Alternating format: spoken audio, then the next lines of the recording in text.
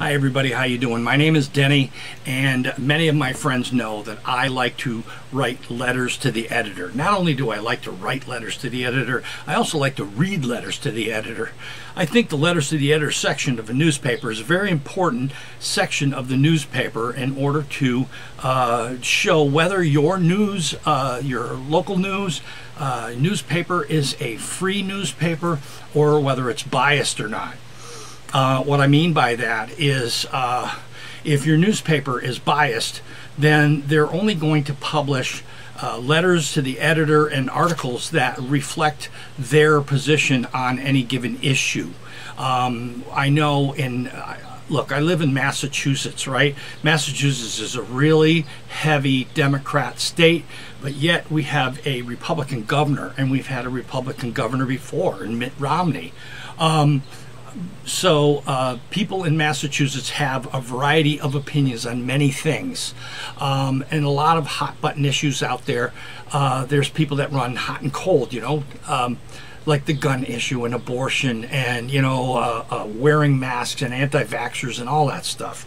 So if your newspaper is biased, then they're only going to be showing one part of any given platform, and the letters to the editor section of the newspaper is usually the best gauge you can use to see whether your newspaper is biased or not. What I mean by that is, you know, people have a variety of opinions on things and they feel very strongly about them. There are, you know, the pro-Biden people and the anti-Biden people, the pro-Republicans and the anti-Republicans, and the pro-Democrats and the anti-Democrats, and so on and so forth, all the way down the line. If, you know, this is true everywhere you go, if this is true, then the people who write letters to the editor are going to share the same feelings. So you're going to find some people on one side of the fence and other people on the other side of the fence. And your letters to the editor section of the newspaper will reflect that. Okay, so you're going to find some people write about, you know, anti-abortion, and other people are going to write about pro-choice. If your newspaper doesn't have that diversity, then you're probably dealing with a biased newspaper. Now, the purpose of this video is not to talk about the letters to the editor and the freedom of the press and all that other business, or the airplanes going overhead. But the point of this letter is to this video rather, is to show if you are going to write a letter to the editor, how important it is to be clear and concise about what you're talking about. And I'll give you an example, because I have a letter that I read. As a matter of fact, look, my local newspaper publishes letters to the editor on Thursdays and Sundays. And yesterday happened to be Thursday, and guess what? One of my letters happened to make it into the newspaper. And it happened to be the very first one in the paper on top of that, which I was very pleased to see. I love seeing my letters, my opinions expressed on paper in such a forum. You know, people say, hey, we don't have freedom of the press. Yes, we do. There's proof that we do, because I got my opinion out there into the press. Now, I can't force the newspaper to print it. They printed it because they wanted to. However, they also print things that sometimes I personally think they probably shouldn't. I'm going to give you an example. I'm not going to read my letter to the editor to you, but I will read the very first line, and I'm not going to read it off of this paper because it's just, the print is too small and my glasses prescription is too far gone. So I have a computer screen just out of sight here that I'm going to look at and read. So I'm going to read to you the first sentence of my letter to the editor that was in the paper yesterday. So here goes. My first brush with political correctness occurred many years ago as I approached a roadway work site. Period. That's the first sentence of my letter. Now, that sentence sets up for you what the letter is going to be about. Now, the letter is not going to be about roadside work stops, because I wouldn't have mentioned political correctness. The subject of this letter is political correctness. So, I'm not going to read the rest of it. You can do that yourself. If you go to masslive.com, you can look up my name and you can read my letters there. if you're interested. But what I thought was really interesting was not my letter to the editor, which ends right down here at the bottom of this first column, but the letter that immediately follows mine and continues up here. And I would like to read that letter to you, but I'm going to read it to you a little bit at a time so you can take it in. Now remember, I'm trying to express the importance of being clear and concise when you're trying to convey an idea to other people. So here's the letter to the editor that appears just below my letter. I'm going to read to you only the first sentence to begin with. My wife just returned from the Big Y supermarket. That's it. That's the first sentence. So, going by the content of that sentence, this letter is either going to be about his wife or something that happened at the Big Y supermarket. I don't know.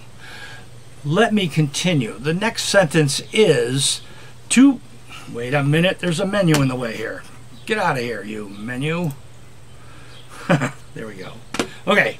The next sentence is two baggers, both overworked, in their 60s. Okay.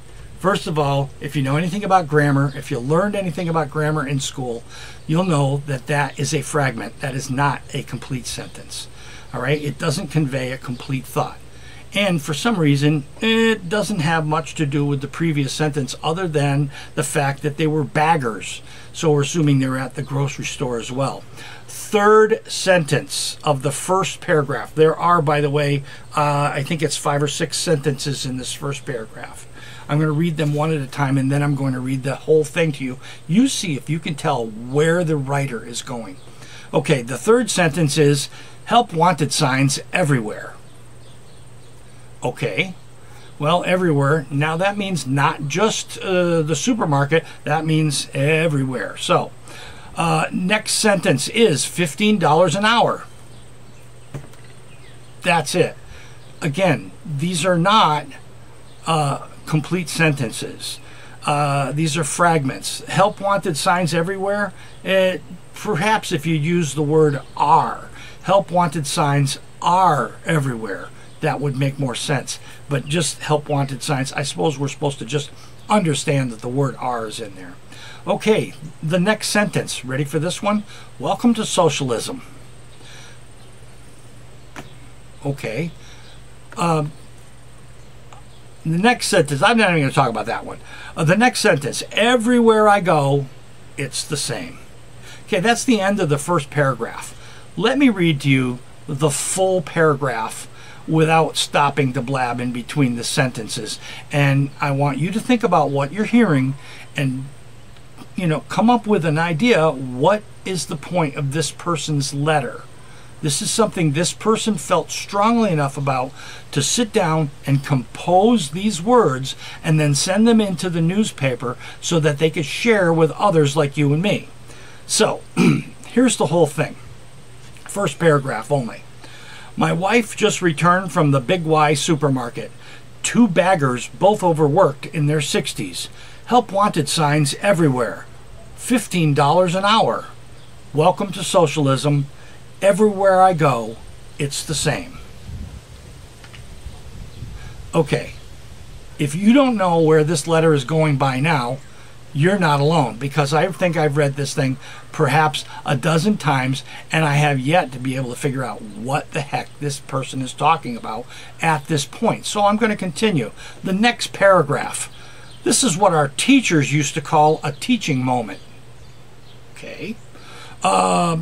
With our high-minded thinking and politics, we have lost sight of human nature and common sense. Now do you see where the author is going? Do you see what this point is? If you don't, you're still not alone, because I don't either. Next paragraph. People left to their own devices are lazy. They need a reason to not be lazy. Like, say, survival, wealth, prestige, and just plain self-respect. If you give people things and money, they are going to be lazy and have no self-respect. Okay, it is becoming a little bit clearer, maybe, what this writer is trying to convey, but they're conveying it without saying anything. These are strings of words that really have, like, each sentence, most of them aren't sentences, and they really don't connect at all. Moving right along, we're almost done. I'm reminded of a photo of a man on the East German side of the Berlin Wall. Broken, empty whiskey bottle in hand. On the other side of the wall, a man, sober, smiling, exhibiting self-respect and pride. Okay, you painted a little bit of a picture here, referring to a photograph that you're recalling, but you really didn't say anything one way or the other about what that photo means to you or anything. So, I'm going to conclude. This is the last paragraph, and let's see if it summarizes everything into some sort of coherent thought. We need to wake up and realize the thing that makes this country great isn't that we are all the same. It's that we all have the same opportunity. It's just some of us have to work at it harder. And then it's signed by the author, and I'm not going to say his name. You can look that up as well on masslive.com. I read this thing through 12 times, and to say it makes any sort of sense, it doesn't. The only thing that I could perhaps draw out of what this person was trying to say might have something to do with the money that the government is handing out for COVID, relief. But oh my God, the sentences just make absolutely no sense whatsoever. The author really doesn't make a point at all. If you are ever tempted to write a letter to the editor, I pray that you are at least functionally literate enough to be able to compose your thoughts and put them to paper or digitize them, as this is. To be able to communicate is a really important thing, and I think this piece in the newspaper, that it appeared in the newspaper here, that letter really didn't communicate anything. I don't know. The one thing I do get out of reading other people's writing is to see where we stand as a nation sometimes, because you get to see what other people are thinking and how they're feeling about certain things. And if that doesn't come through, at least I get the impression that maybe we need to work a little bit harder on our system of education. Okay? Because this person obviously feels they have something to say, and unfortunately this mess of words didn't get their point across, at least not to me. So I'm assuming, first of all, if any of you out there listen to this video and you understand what this person was writing, I would love to see it in the comments at the bottom. So, please comment if you can decipher the secret code that this person was using to write a letter. I'd love to see that. But other than that, if you're going to take a stand on something, if you're going to, put yourself out there and write a letter, please make sense. You just make yourself look foolish.